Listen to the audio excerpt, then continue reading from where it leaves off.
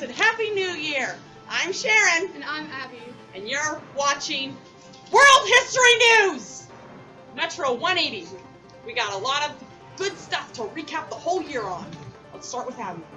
Princess Diana died after multiple internal injuries in a high-speed car crash early Sunday morning on August 31st, 1997. There were 3 other people in the car, including Princess Diana's boyfriend, Dottie Fade, and their chauffeur also died. The bodyguard was seriously injured. Diana's car was traveling at 85 miles per hour when the car smashed into a concrete support and wall in the narrow Point de Alma tunnel in Paris, France.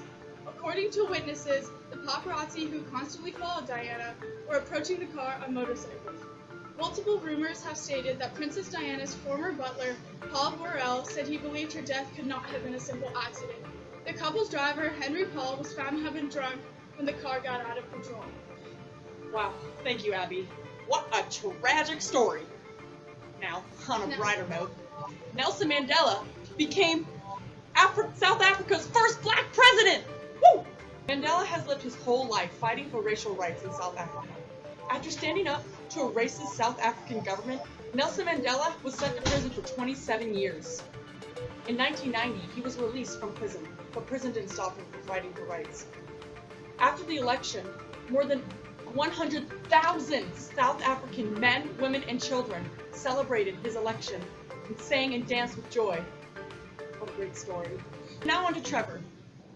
Well, Trevor got fired yesterday for pulling a Bill Clinton in the boss's office. So I'm Daniel, the sound guy, and I'm gonna do what news people do best, is talk about stuff. Thank you, Sharon, for handing it over from that atrocity. Now on to some political news. And this morning, we got a story about Bill Clinton and his secretary. Hey, did you think Bill Clinton sucked? Wait till you meet his secretary. Yesterday morning, it was discovered that the President of the United States was having an affair with his intern/secretary, Monica Lewinsky.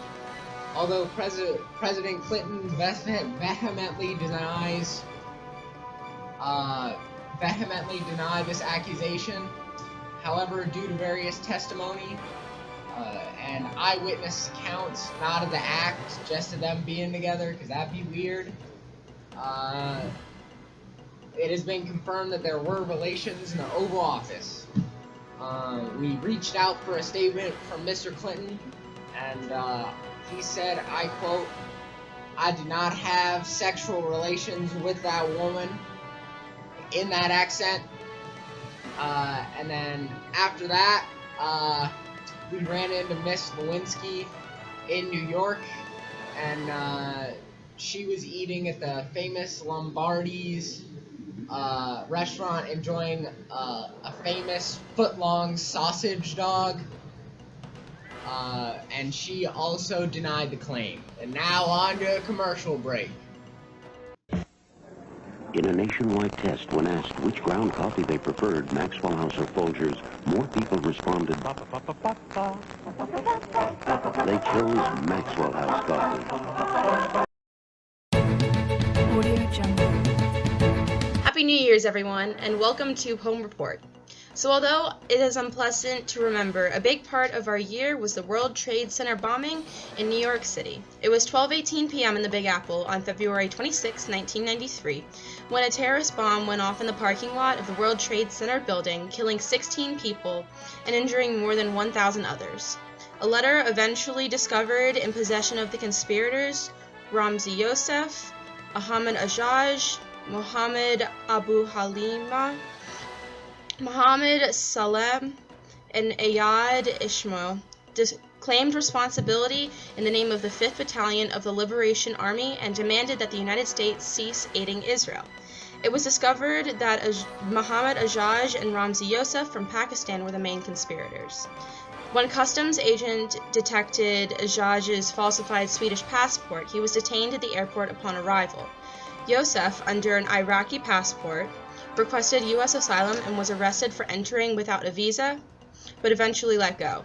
While Ajaj was detained, Youssef met up with Salem to implement the plan and make the bomb, while Salem did scouting missions of the center. In terms of the bomb that went off, it was an assembled 1,500-pound bomb from purchased materials. Hydrogen gas and a bomb-laden van were used to magnify the power of the explosion, and while it failed to critically damage the main structure, it did leave a 60 feet wide crater and caused the collapse of several steel reinforced concrete floors. And now to Allison in the field. Hello, this is Allison Sandiford reporting live from a country in which a momentous event occurred at the beginning of the decade. Yes, that is right, folks. I am in the former Soviet Union. On December 26, 1991, the Soviet Union officially dissolved. Now, the formerly powerful country is divided into 15 different countries, including Russia, Ukraine, Belarus, Azerbaijan, and Armenia, just to name a few. The leader of the Soviet Union, Mikhail Gorbachev, resigned from office on December 25th of 1991 and was very disappointed in the fall of his once mighty country. In the late years of the Soviet Union, Gorbachev attempted to strengthen the Soviet economy. He tried to adopt a non-interventionist standpoint to potentially repair relations with the US, which would assist in rebuilding the country's economy. However, the United States was fully absorbed in the arms race of the Cold War and had absolutely zero intentions of becoming friends. Many Soviet satellite territories and other European countries revolted against their communist governments. Many of these revolutions were peaceful, but in Romania, the communist dictator and his wife were executed via firing squad. These revolutions inspired countries to begin to break away from the Soviet Union. Instead of remaining a part of the USSR, the new countries formed a Commonwealth of Independent States. Thank you very much for joining us for our special New Year's episode. We will see you tomorrow on World History News.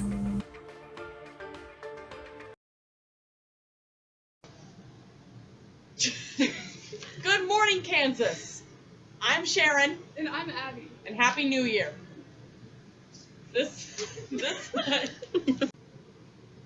Hi, I'm Trevor with the World History News broadcast.